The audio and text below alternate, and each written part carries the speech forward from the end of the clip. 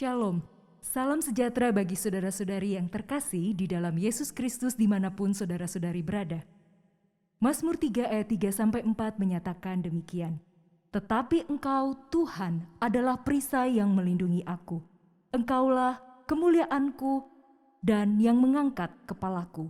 Dengan nyaring aku berseru kepada Tuhan, dan Ia menjawab aku dari gunung-Nya yang kudus. Saudara-saudara yang terkasih, adalah anugerah bagi setiap kita memiliki juru selamat yang memberi keselamatan hidup kekal. Di dalam Dia, kita boleh datang dalam segala keraguan, keputusasaan, kesedihan, ketakutan akan apa yang sedang kita hadapi, bahkan untuk masa depan. Sebab Tuhan yang kita percayai sekali-kali tidak akan meninggalkan kita, tetapi Ia memegang kita dan bersama dengan kita menghadapi segala pergumulan hidup. Dengan kesungguhan hati, mari kita nyatakan bahwa sekalipun tak tahu hari esok, asal bersama Tuhan itu cukup.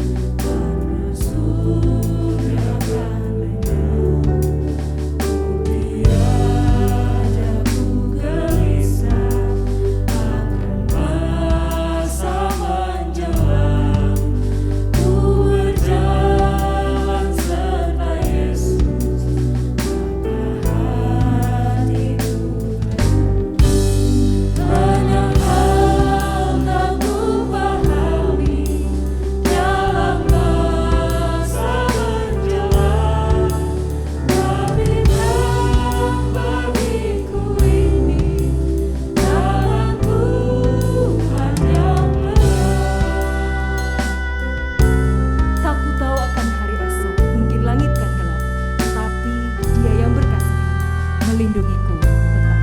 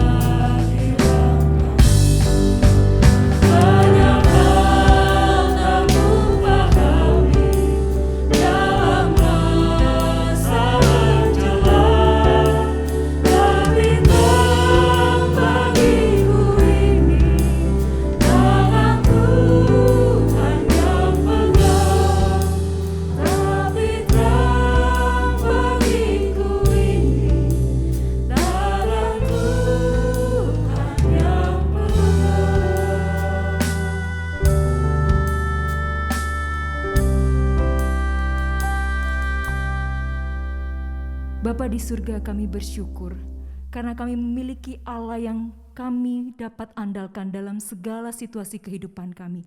Kami bersyukur karena Tuhan mengizinkan kami, sekalipun dalam keterbatasan, untuk boleh beribadah bersama-sama. Tapi Tuhan mengizinkan ada sarana yang boleh kami pakai untuk boleh bertemu bersama-sama dengan saudara seiman, anggota tubuh Kristus, untuk boleh menyembah Tuhan, untuk boleh beribadah kepada Allah yang kudus. Kami bersyukur dan kami terus mengandalkan Tuhan. Kiranya Engkau bermurah hati dan Engkau berbelas kasihan kepada setiap kami, sehingga setiap kami yang datang ke hadirat Tuhan, Engkau sucikan, Engkau layakkan, dan ampuni segala dosa pelanggaran kami, supaya ibadah kami Bapa sungguh boleh berkenan di hadapan Tuhan Allah kami. Terima kasih. Ini doa kami. Kami serahkan ibadah ini dari awal hingga akhirnya. Kiranya Tuhan berkenan dan nama Tuhan dimuliakan. Amin.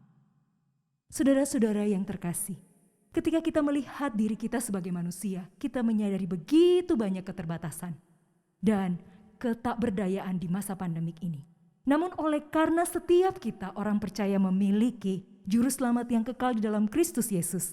Hati kita bersuka cita, sebab pengharapan kita ada di dalam Dia. Karena Dialah penolong yang dapat diandalkan, mari dengan sukacita dan dengan sungguh-sungguh nyatakan, Allah sumber kuat.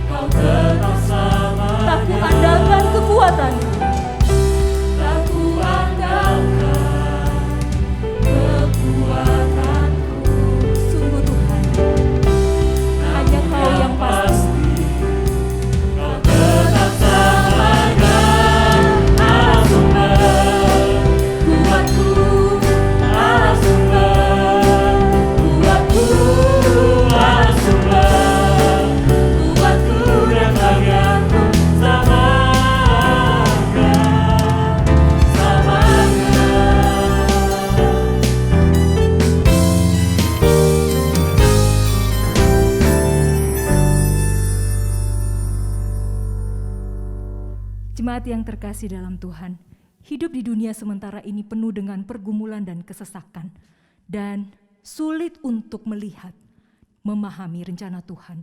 Namun bagi kita, murid-murid yang dikasihinya, kita perlu terus belajar untuk percaya bahwa Tuhan memegang hidup kita, dan firman-Nya menguatkan setiap kita untuk berjalan bersama Dia dalam situasi apapun. Mari kita menyiapkan hati kita, berseru melalui pujian dalam iman kepada Dia kebenaran sejati. Hatiku percaya.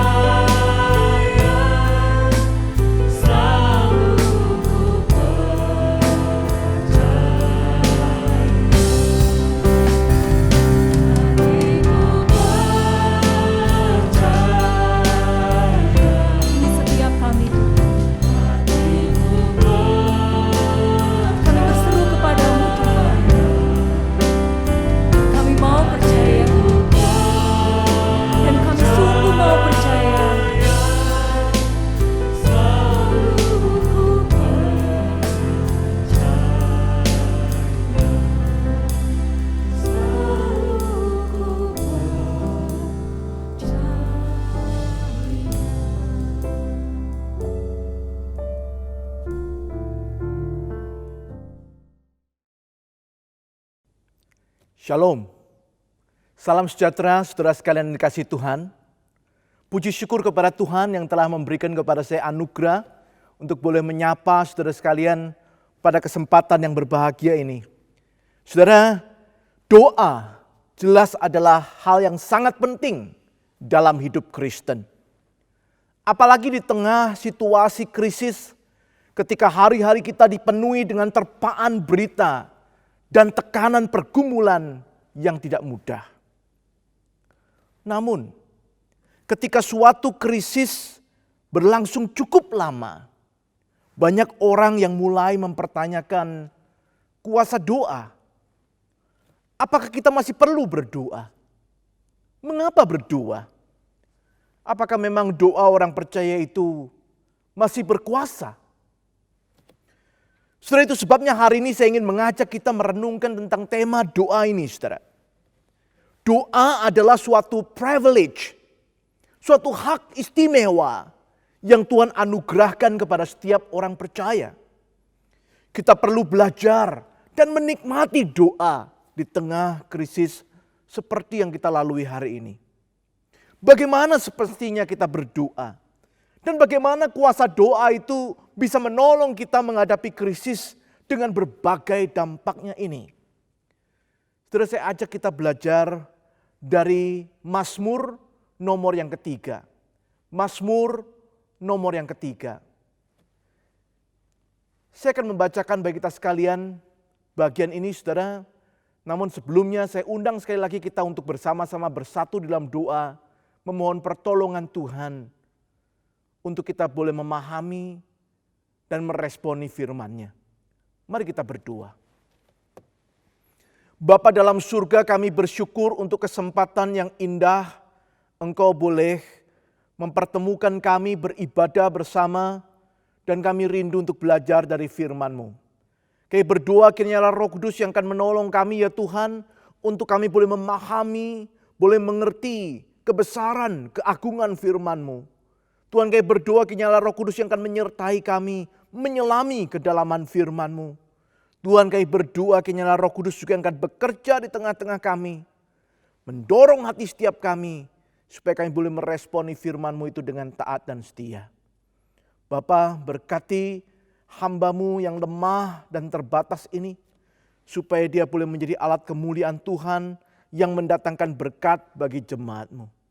Engkau tahu kami pribadi lepas pribadi, tiliklah hati kami, nyatakanlah firman-Mu supaya kami boleh bertumbuh di dalam Engkau. Demikian kami berdoa di dalam nama Tuhan Yesus Kristus, Juru Selamat kami yang hidup. Amin. Baik, mari kita perhatikan saudara Mazmur nomor yang ketiga. Mazmur Daud ketika ia lari dari Absalom anaknya. Ya Tuhan, betapa banyaknya lawanku. Banyak orang yang bangkit menyerang aku. Banyak orang yang berkata tentang aku, baginya tidak ada pertolongan daripada Allah. Tetapi Engkau Tuhan adalah perisai yang melindungi aku. Engkaulah kemuliaanku dan yang mengangkat kepalaku. Dengan nyaring aku berseru kepada Tuhan dan Ia menjawab aku dari gunung-gunungnya yang kudus. Aku membaringkan diri lalu tidur. Aku bangun sebab Tuhan menopang aku. Aku tidak takut kepada puluhan ribu orang yang siap mengepung aku. Bangkitlah Tuhan, tolonglah aku, ya Allahku. Ya, Engkau telah memukul rahang semua musuhku dan mematahkan gigi orang-orang fasik. Dari Tuhan datang pertolongan, berkat-Mu atas umat-Mu. Demikian jauh saudaraku pembacaan firman Tuhan. Saudara, kitab Mazmur sering dilihat sebagai kitab pujian umat Tuhan. Isinya adalah gambaran dari berbagai ekspresi atau emosi umat Tuhan dalam menjalani hari-hari hidupnya sebagai umat. Ada kekaguman, ada sukacita, ada pujian.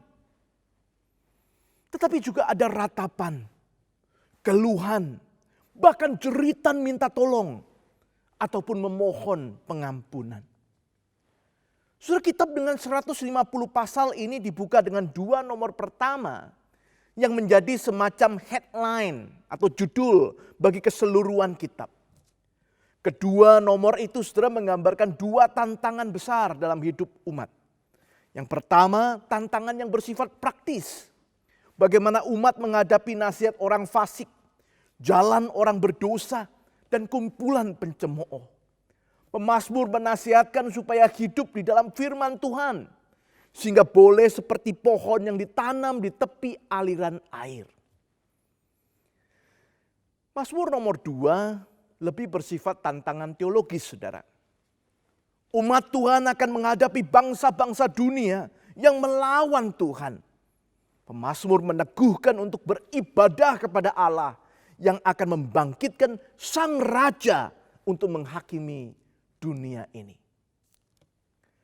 Nah, saudara, setelah kedua nomor pertama ini, mulailah kita masuk ke Mazmur nomor 3. Yang merupakan Mazmur pertama sebenarnya dalam kitab ini yang berisi doa. Saudara, Mazmur ini begitu unik. Sekali lagi saudara, jika 2 Mazmur pertama tadi bisa dianggap semacam judul atau headline dari keseluruhan kitab Mazmur, maka Mazmur 3 ini bisa dikatakan adalah Mazmur pertama setelah 2 nomor pembuka tadi. Nah, sebagai Mazmur pertama saudaraku, menarik isinya adalah doa. Dan doanya adalah doa di masa yang kelam. Perhatikan judulnya saudara.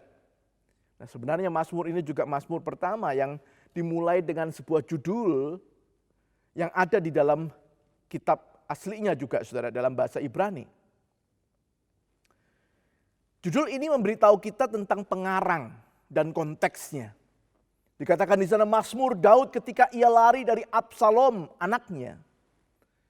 Saudara, peristiwa ini sendiri dicatat di dalam kitab 2 Samuel pasal 15 ayat 13 sampai pasal 17 ayat 22. Nah, saudara, kalau saudara ingin tahu tentang konteks ini bisa membaca dari sana, saudara. Kita diberitahu di sana siapakah Absalom itu. Untuk mengingatkan kita, saudaraku, saya akan memperkenalkan juga tentang Absalom secara singkat. Saudara, Absalom adalah anak ketiga dari Raja Daud dengan Maakah, anak dari Talmai Raja Geshur. Saudara bisa membaca dari 2 Samuel 3 ayat 3 atau 1 Tawarikh 3 ayat 2. Dia adalah salah satu anak Daud yang lahir di Hebron. Selain Amnon, Kileab, Absalom, Sefaka, dan Yitream. Nah, saudara, Alkitab mengatakan dia adalah seorang yang tampan. Bahkan dari telapak kakinya sampai ujung kepalanya, saudaraku, dikatakan tidak ada cacatnya. 2 Samuel 14 ayat 25. Tidak heran saudaraku kalau dia menjadi favorit bapaknya. Bahkan seluruh rakyat Israel. Saudara, suatu ketika Absalom marah karena Amnon, kakak tirinya, putra sulung Daud, menodai Tamar, saudaraku, saudara kandung Absalom. Dalam kemarahannya, saudaraku, Absalom membunuh Amnon, kakak tirinya itu. Dan hal itu membuat sedih hati Daud.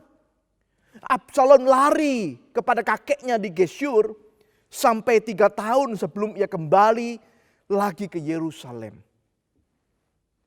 Pada waktu itulah saudaraku, rupanya Absalom merancangkan revolusi untuk menggulingkan sang ayah. Dalam revolusi itu sebagian besar tokoh memihak kepadanya. Itu sebabnya saudaraku, Daud melarikan diri sampai ke Yordan. Dikejar-kejar untuk dihabisi, bahkan selir-selirnya dinodai oleh Absalom. Nah saudara, kalau kita memahami kisah itu sebagai latar belakang, kita bisa mengerti jeritan Daud di ayat yang kedua. Daud berkata, "Ya Tuhan, betapa banyaknya lawanku. Banyak orang yang bangkit menyerang aku." Saudaraku, dia baru saja dikhianati anaknya sendiri yang begitu dikasihinya. Ia dilecehkan, bahkan dikejar-kejar. Saudara coba bayangkan. Saya percaya ini bukan sekedar rasa takut yang biasa saja, saudara. Lihat saudaraku, ada 3 kali pengulangan kata banyak. Di dalam ayat yang 2, saudaraku, dan ayat yang ketiga. Hal ini menunjukkan intensitas rasa takut yang dialami oleh Raja Daud pada waktu itu. Saudara, pernahkah saudara merasa takut? Saudara, pendeta Tim Keller pernah mengatakan, saudaraku, bahwa takut itu ada 2 macam, saudara. Satu macam adalah takut yang alamiah, yang natural. Takut yang memang perlu ada supaya saudara dan saya itu bisa menghindari hal-hal yang memang membahayakan kita. Misalnya, saudaraku, kalau kita sedang berjalan di jalan tol, ketika semua kendaraan itu cepat, kita perlu punya rasa takut. Supaya kita mengendarai mobil kita itu dengan hati-hati, saudara. Dengan memperhatikan, saudara. Rasa takut yang perlu ada. Hari ini, saudara, pada waktu kita sedang ada di dalam pandemi COVID-19, kita juga perlu untuk punya rasa takut. Sehingga ketika kita menjalani hari kita, kita keluar dari rumah kita menjaga diri, kita mematuhi protokol kesehatan, memakai masker dan sebagainya, rasa takut yang perlu, saudara. Saudara, yang kedua adalah rasa takut yang muncul karena hal-hal yang tidak jelas sebenarnya. Misalnya hal yang belum tentu terjadi. Atau hal yang sebenarnya nggak ada. Tapi membuat kita merasa takut. Rasa khawatir yang berlebihan dan melemaskan segala bagian tubuh kita.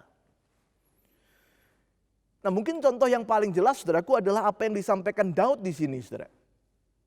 Kalau saudara melihat di sini memang Daud lari dari kejaran.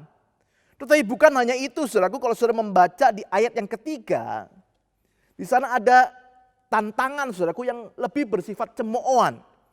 Daud berkata, banyak orang yang berkata tentang aku, baginya tidak ada pertolongan daripada Allah. Ada orang yang ngomong kepada dia, apakah benar, saudaraku, tidak ada pertolongan bagi Daud? Nah, hal itu adalah hal yang tidak nyata, tidak benar. Tetapi karena dikatakan oleh orang, bahkan mungkin dikatakan dengan terus menerus, itu membuat takut. Nah, saudara, kalau saudara membaca di dalam 2 Samuel pasal 16 dicatat, ada seorang bernama Simei, yaitu anak daripada Saul, yang mengutuki Daud, menyebutnya sebagai penumpah darah. Simei berkata, Tuhan sekarang sedang membalaskan kepada Daud atas segala kejahatannya. Dan itu sebabnya, saudaraku, Daud di sini berkata, banyak orang berkata tentang aku, baginya tidak ada pertolongan daripada Allah.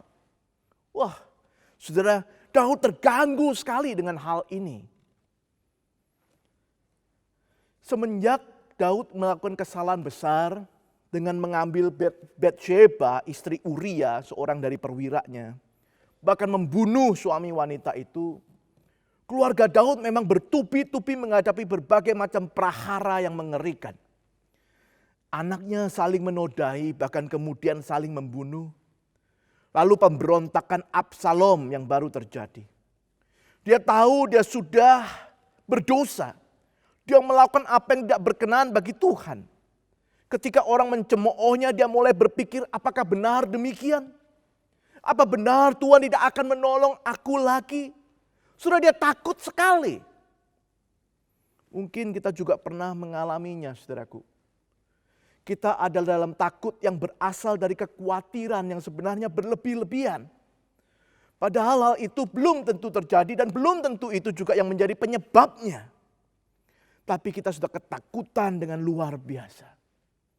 Kita dirongrong oleh rasa takut, jangan-jangan ini karena salahku. Jangan-jangan aku kena COVID karena aku yang salah. Jangan-jangan aku kena COVID karena keluarga aku yang salah, dan seterusnya.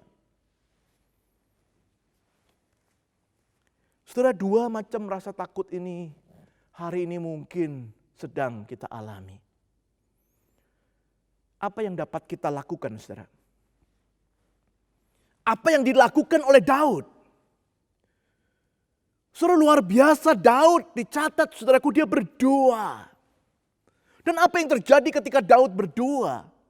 Saudara, Mazmur ini dibuka dengan nada ketakutan. Tetapi lihat bagian akhirnya, saudaraku, kita melihat ada nada keyakinan di sana. Daud berseru dengan mantap di ayat yang terakhir, dari Tuhan datang pertolongan, berkat-Mu atas umat-Mu. Saudara, itulah yang akan terjadi ketika kita berdoa.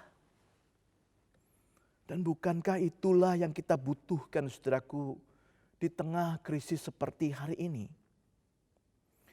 Mazmur ini adalah doa Daud yang ditulisnya di saat dia mengalami ketakutan itu. Daud merasakan kuasa doa di tengah krisis. Dan Tuhan mau, saudaraku, supaya doa seperti ini juga boleh menolong kita belajar berdoa di tengah krisis. Agar saudara dan saya boleh lebih mengerti dan menghayati kuasa doa bagi orang percaya. Nah, saudara, saya ingin membandingkan atau mengkontraskan, saudara, ayat yang keempat, kelima dengan ayat yang keenam sampai ayat yang kedelapan. Dan mengajak kita fokus untuk memperhatikan ada dua hal yang bisa kita pelajari dari doa Daud ini, saudara. Dan saya ingin mengajak kita melihat dua hal ini, saudaraku, untuk melihat kuasa doa dalam kehidupan orang percaya itu. Dua pelajaran penting, dua kuasa doa yang sangat penting. Yang pertama, saudara, saya ingin mengajak kita melihat kuasa doa yang meneduhkan. Kuasa doa yang meneduhkan. Daud menaikkan doanya dengan percaya. Dia menyampaikan percayanya itu kepada Allah dengan tiga pengakuan. Saudara, mari kita melihat ayat yang keempat. Daud mengatakan, Tuhan adalah perisai yang melindungi aku. Dalam bahasa Indonesia, saudaraku, mungkin gambarannya kurang begitu jelas. Tapi kalau saudara membaca misalnya dalam bahasa Inggris, saudaraku, diterjemahkan, NIV menerjemahkan a shield around me. Perisai yang melindungi aku itu digambarkan sebagai a shield around me. Jadi bukan cuma semacam tameng, saudara, yang satu di depan. Tetapi semacam perisai yang kemudian melindungi sekelilingnya, saudara. Saudara memakai Alkitab berbahasa Mandarin, di sana juga dikatakan siwei tetun pan. Sekelilingnya, mengelilinginya. Saudara, Tuhan melindungi bukan supaya kesulitan itu pergi atau menghindarinya. Tetapi Tuhan itu melindungi umatnya, saudaraku, untuk maju. Itulah yang dinaikkan Daud dalam doanya. Saudara, umat Tuhan bukan sekedar menghendaki supaya kesulitan itu cepat pergi, cepat boleh terhindar. Tetapi lebih dari itu, saudaraku, umat Tuhan berdoa supaya Tuhan melindungi untuk boleh berjalan maju. Karena terkadang kesulitan itu adalah sesuatu yang perlu, saudaraku. Kesulitan itu kadang-kadang adalah sesuatu yang akan menolong kita untuk menjadi tangguh. Jadi, saudaraku, selain kita juga berdoa supaya pandemi ini boleh cepat berlalu, kita juga berdoa supaya ketika Tuhan mengizinkan pandemi ini tetap ada, kita boleh diberikan kekuatan untuk menjadi tangguh. Karena Tuhan adalah perisai yang akan melindungi kita dan kita belajar, saudaraku, untuk melalui kesulitan ini dengan diteguhkan oleh Tuhan. Pengakuan yang kedua, Daud berkata, Tuhan adalah kemuliaanku. Saudara, sesuatu yang dikatakan kemuliaan itu adalah sesuatu yang dibanggakan. Sesuatu yang diandalkan. Daud ingin mengatakan, Engkau Tuhan adalah yang kubanggakan, yang kuandalkan. Saudara, bagi seorang raja, mungkin saudaraku yang pernah menjadi kebanggaannya atau andalannya adalah kekayaannya, kuasanya, tentaranya. Itulah, saudaraku, adalah kemuliaannya atau kabotnya dalam bahasa Ibrani. Tetapi saudaraku, sekarang di dalam doanya, dia mengatakan kabotnya, kemuliaannya adalah Tuhan saja. Kenapa, saudara?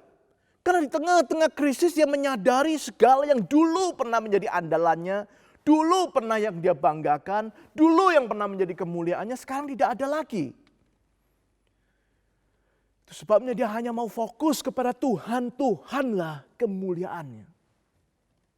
Yang ketiga, saudara, Daud kemudian mengatakan di ayat yang keempat itu, dan yang mengangkat kepalaku. Pengakuan ketiga ini menjawab dua pengakuan sebelumnya, yaitu bahwa Tuhan yang akan menjadi sumber kuatnya, yang akan memampukannya untuk maju menghadapi kesulitan dan menghadapi permasalahannya. Kepalanya akan terangkat. Bersama dengan Tuhan, dia diteguhkan untuk maju, saudaraku, menghadapi persoalan, menghadapi pergumulan. Saya teringat dengan perkataan Paulus dalam surat Filipi pasal yang keempat ayat yang ke-13. Segala perkara dapat kutanggung di dalam Dia yang menguatkan aku, yang memberiku kekuatan. Saudara, umat Tuhan bukan, sekali lagi saudara, bukan tidak boleh berdoa supaya kesulitan itu cepat pergi. Tetapi jangan hanya berdoa itu.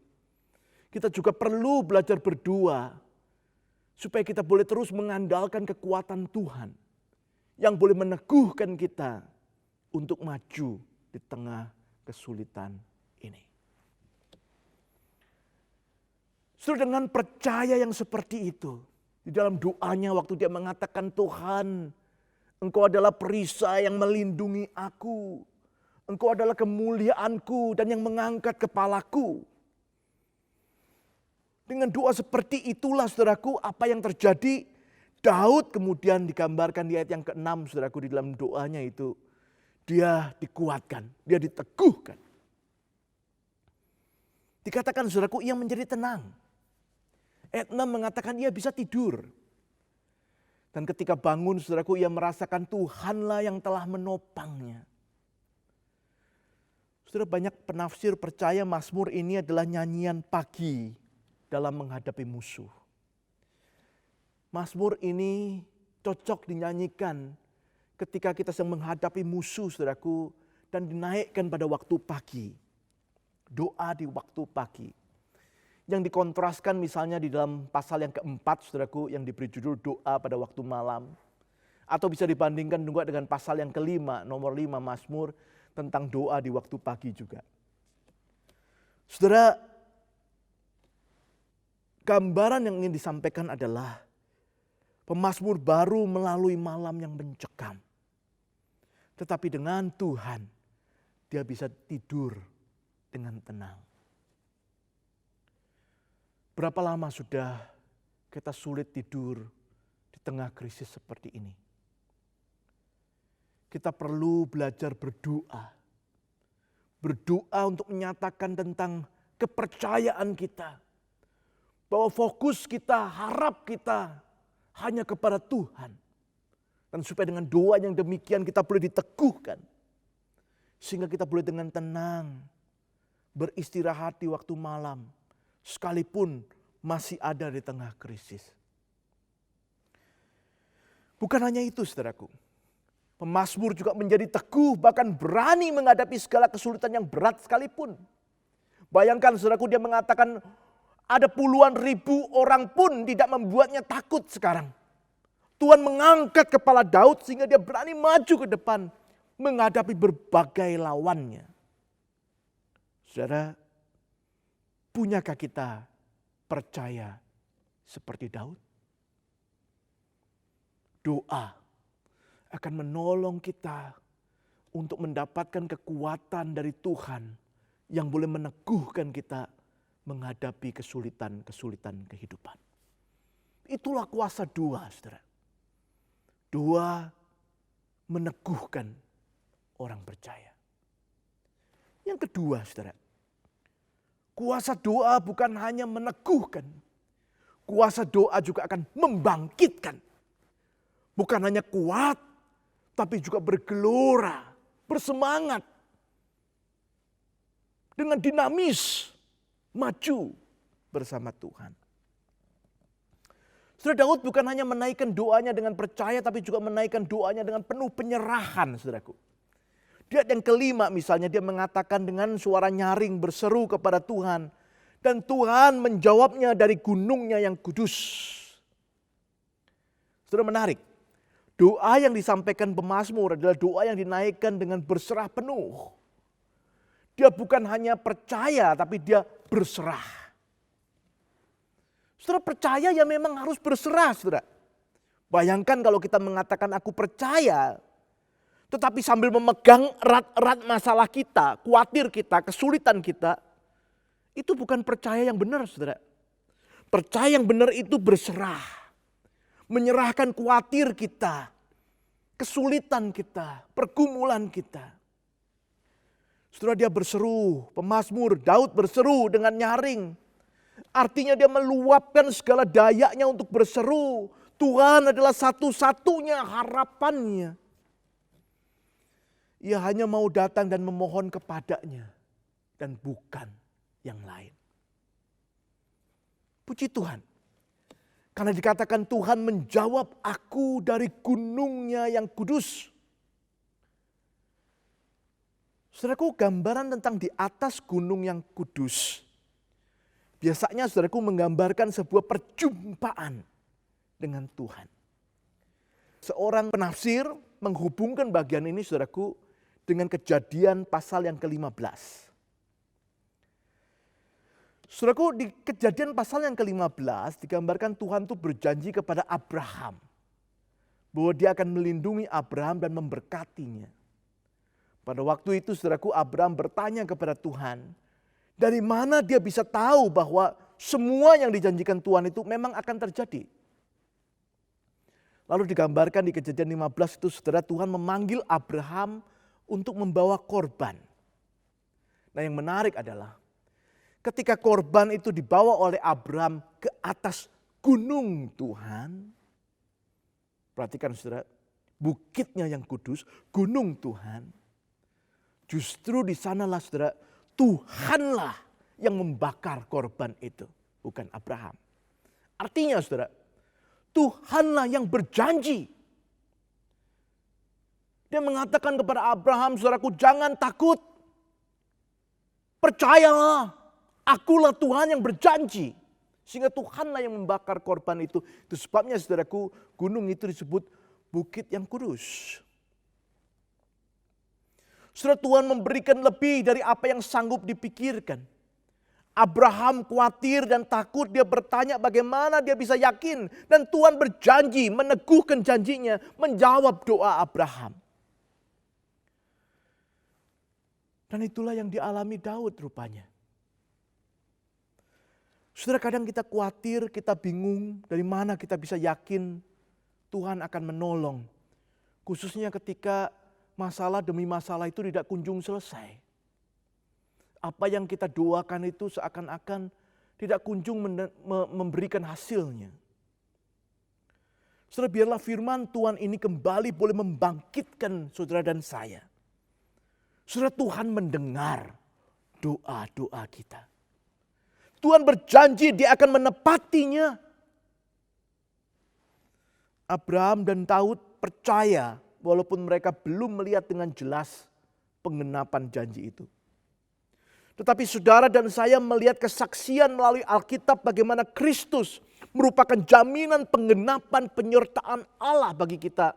Pertolongan Allah bagi saudara dan saya di tengah segala krisis. Itu yang dikatakan oleh Paulus di dalam surat Roma pasal 8 ayat 32. Jikalau ia tidak menyayangkan anaknya yang tunggal, mengutusnya bagi saudara dan saya, masakan dia menahan-nahan tidak memberikan yang baik, terbaik untuk saudara dan saya. Tuhan Yesus mengatakan di dalam Matius pasal yang ke-7, mintalah maka akan diberikan kepadamu. Carilah maka kamu akan mendapat. Ketoklah maka pintu akan dibukakan bagimu. Karena setiap orang yang meminta menerima. Setiap orang yang mencari mendapat. Setiap orang yang mengetuk baginya pintu dibukakan. Janji ini bukan sekedar janji. Janji ini saudaraku dijamin dengan pengorbanan Kristus di atas kayu salib. Kalau yang begitu besar sudah dilakukannya untuk menyatakan kasihnya kepada saudara dan saya.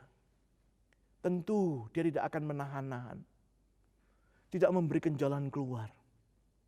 Tidak memberikan pertolongan di tengah krisis seperti hari ini. Sudah tidak sampai di sana. Kita bertanya apa dampak dari penyerahan diri seseorang di dalam doanya. Menarik sekali saudara, Mazmur ini di ayat yang ke-8 menunjukkan semangat Daud. Semangatnya yang ingin bangkit bersama Allah menghadapi setiap musuhnya.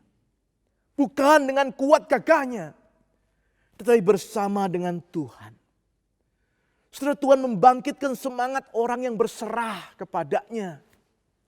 Bukan cuma sekedar mengokohkan, oke, aku sekarang kuat, tahan terhadap segala percobaan, segala pergumulan.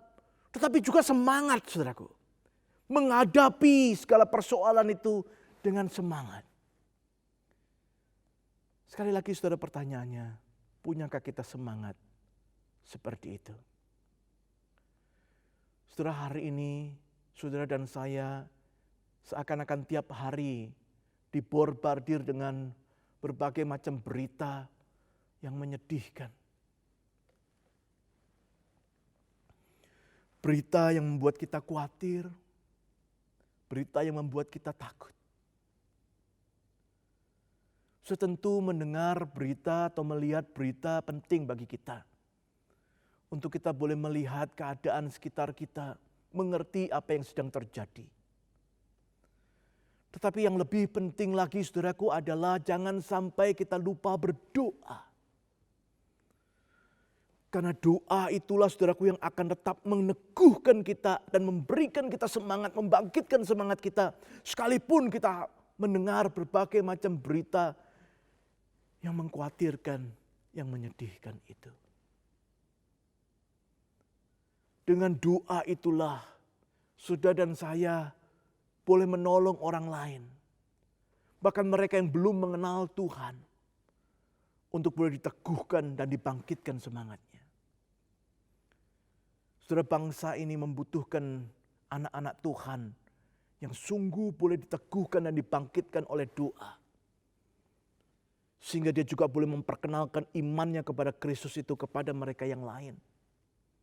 Supaya lebih banyak orang boleh diteguhkan dan dibangkitkan di tengah-tengah kesulitan ini. Di akhir khotbah ini izinkan saya mengutip lagi. Kali ini saudaraku dari para reformator. Yang pertama dari Yohanes Calvin saudaraku. Calvin menganggap doa sebagai latihan utama hidup Kristen. Doa akan membuktikan kesejatian iman seorang Kristen. Saudara, kesejatian iman seorang Kristen bukan dibuktikan dari kehidupannya yang lancar, yang tidak punya masalah, yang selalu sukses, selalu berhasil, selalu kaya, selalu sehat. No. Kesejatian iman seorang Kristen akan dibuktikan sekalipun ia harus melalui saat-saat sulit, melalui sakit penyakit, melalui pergumulan. Dia berdoa. Dan di sanalah dia diteguhkan dan dibangkitkan oleh Tuhan. Martin Luther, seorang reformator yang lain. Dia adalah teolog yang sibuk dengan berbagai macam pelayanannya. Tetapi ia selalu mengatakan, ia menyediakan waktu setiap hari 3 jam untuk berdoa. Dia mengatakan, semakin sibuk, semakin perlu berdoa. Saudara yang dikasihi Tuhan, kiranya semangat para reformator menjadikan doa hal yang utama, khususnya di tengah-tengah krisis, boleh menjadi tekad saudara dan saya. Krisis ini belum tentu akan segera berakhir, saudara. Tetapi Tuhan tidak pernah jauh dari kita. Ia hanya sejauh doa.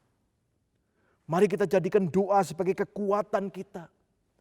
Karena doa meneguhkan orang percaya. Membangkitkan orang berserah. Itulah kuasa doa bagi saudara dan saya. Kiranya Tuhan memberkati saudara sekalian. Dan kita bersama boleh menang melalui krisis ini bersama Tuhan. Amin. Mari kita berdoa, saudara. Bapa, terima kasih untuk firman-Mu. Kami kembali diingatkan tentang pentingnya doa dan kuasa doa yang kami butuhkan di tengah krisis ini.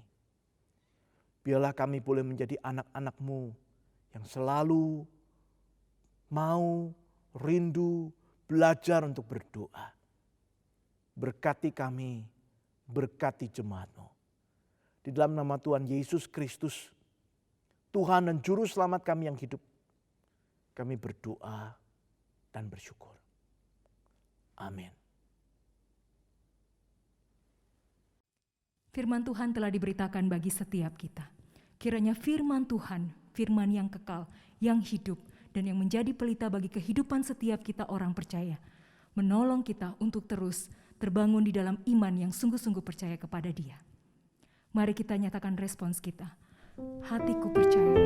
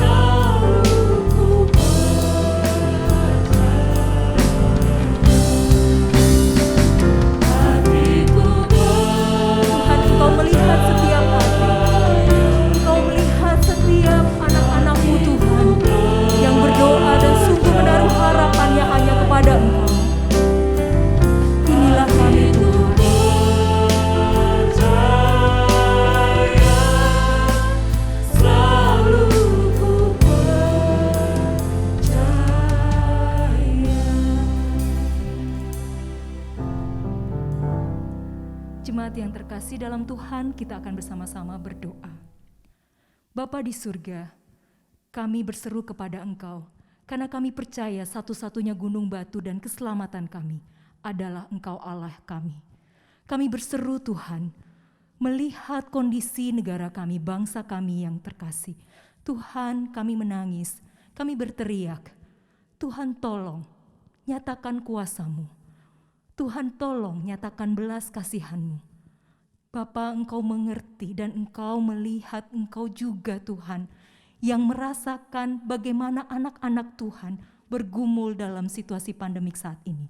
Mereka yang kehilangan pekerjaan, mereka yang kehilangan saudara yang dikasihi, anggota keluarga mereka, sahabat, dan bahkan Tuhan mereka yang bergumul dalam kesehatan, mereka yang bergumul dalam relasi. Tuhan tolong ya Tuhan untuk jemaat Tuhan dimanapun berada. Sungguh Tuhan, kami menyadari kami tidak punya kekuatan dengan diri kami sendiri. Karena itu kami sungguh-sungguh ingin mengandalkan Tuhan. Tuhan tolonglah setiap jemaat Tuhan, anak-anak Tuhan. Biarlah dalam pergumulan ini mereka boleh terus berseru kepada Tuhan. Menaruh pengharapan mereka sungguh-sungguh hanya kepada Engkau.